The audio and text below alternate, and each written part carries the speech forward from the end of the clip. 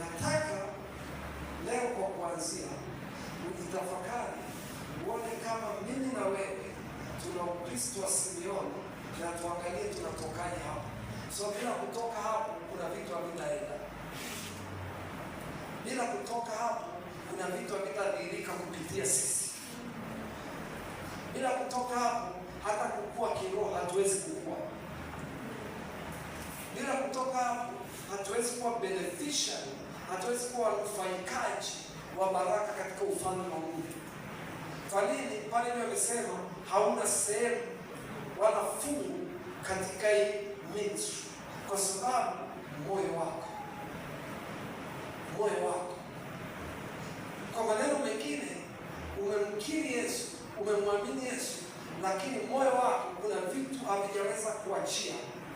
Na pengine sio kwamba unavipenda, lakini hata ukitaka vitoke, havitoki.